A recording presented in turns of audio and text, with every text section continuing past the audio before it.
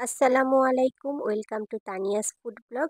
আজকের recipe spaghetti, যেটা বানানোটা খুব সিম্পল। স্প্যাগেটি খেতে বাচ্চারা অনেক পছন্দ করে, বিকালের নাস্তায় কিংবা বাচ্চাদের টিফিনে দেওয়ার জন্য একদম পারফেক্ট একটা রেসিপি। পারফেক্টভাবে রেস্টুরেন্ট স্টাইলে কিভাবে স্প্যাগেটি রান্না করব চলুন দেখে নিই। একটি প্যানে পানি গরম করে 2 চা চামচ তেল দিয়ে এর মধ্যে সামান্য একটু লবণ দিয়ে পানিটা ফুটতে দেব। আমি এই স্প্যাগেটিটা ব্যবহার করছি, আর এটা প্যাকেটের গায়ে লেখা আছে এটা 8 থেকে 10 মিনিট মতো সিদ্ধ করে নিতে হবে। স্প্যাগেটিগুলো দিয়ে আমি এটাকে সিদ্ধ করে নিব। স্প্যাগেটিটা আমি এক প্যাকেটের অর্ধেক পরিমাণে নিয়ে নিয়েছি, আর এটা আমি ভেঙে দিব না, লম্বা লম্বা রাখবো, এটা দেখতে ভালো লাগে। এবার 1 কাপ মুরগির মাংসের মধ্যে আমি 1/2 চা চামচ গোলমরিচ, 1/2 চা চামচ শুকনো মরিচ গুঁড়া, 1/2 চা চামচ রসুন বাটা, 1/2 চা চামচ আদা বাটা এবং সামান্য একটু লবণ আর 1 চা চামচ সয়া সস দিয়ে, এরপরে 1 ফালি লেবু দিয়ে এটাকে আমি ভালোভাবে মাখায় নিব। এখানে আমি হাড় ছাড়া মুরগির মাংস নিয়ে নিয়েছি। মুরগির মাংসটা মাখানো হতে হতে এর মাঝে আমার স্প্যাগেটিটা সিদ্ধ হয়ে গিয়েছে।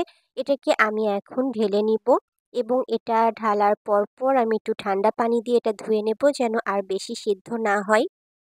এবার একটা প্যান গরম করে এর মধ্যে আমি 2 টেবিল চামচ তেল দিব। তারপরে আমি মুরগির মাংসগুলো দিয়ে মুরগির মাংসগুলোকে ভেজে নিব। মুরগির মাংসগুলো আমি বেশি শক্ত করে ভাজবো না, এটা যেন একটু নরম থাকে। মুরগিটা ভাজা হয়ে গেলে একটু সাইড করে এর মধ্যে আমি 1 চা চামচ রসুন কুচি, 1 চা চামচ আদা কুচি আর 1 চা চামচ চিলি ফ্লেক্স দিয়ে এটা ভালোভাবে একটু নেড়ে নিব। এগুলোকে একটু ব্রাউন করে ভেজে নিব, পুড়ে গেলে কিন্তু এটা তিতো লাগবে। এটা ভাজা হয়ে গেলে এর মধ্যে আমি 1/2 চা চামচ অরিগানো দিব। অরিগানোটা অপশনাল, আপনারা চাইলে নাও দিতে পারেন, কিন্তু অরিগানোর ফ্লেভারটা আমার খুব ভালো লাগে, সেজন্য আমি অরিগানো দিয়েছি। এটা একটু ভাজা হয়ে গেলে আমি 1/2 কাপ মতো গাজর কুচি দিয়ে দিব। গাজর কুচি দিয়ে এটাকে আমি হালকা একটু সিদ্ধ করে নিব।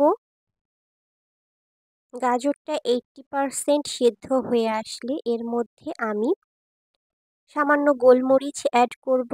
আমি সাদা গোলমরিচ দিয়েছি, এটা দিয়ে একটু নেড়ে নিব। তারপরে আমি 1/2 কাপ মতো ক্যাপসিকাম দিব। ক্যাপসিকামটাও দিয়ে আমি হালকা নেড়ে নিব।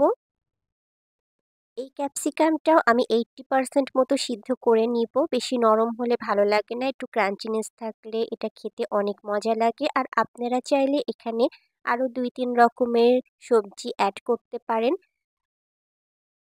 সবজিগুলো দিয়ে আমার 80% রান্না রেডি। এরপরে আমি দেব টমেটো সস 2 টেবিল চামচ। এটাকে আবার একটু ভালোভাবে নেড়ে নিব। সস আপনারা যে যেরকম পছন্দ করেন সেই পরিমাণে দিবেন। তারপরে এটার মধ্যে আমি দেব চিলি সস। চিলি সসটাও আপনারা যে যেরকম ঝাল পছন্দ করেন সে পরিমাণে দিবেন। সস বেশি পরিমাণ হলে খেতে একটু বেশি মজা হয়। এরপরে আমি সিদ্ধ করা স্প্যাগেটিটা দিয়ে দিব।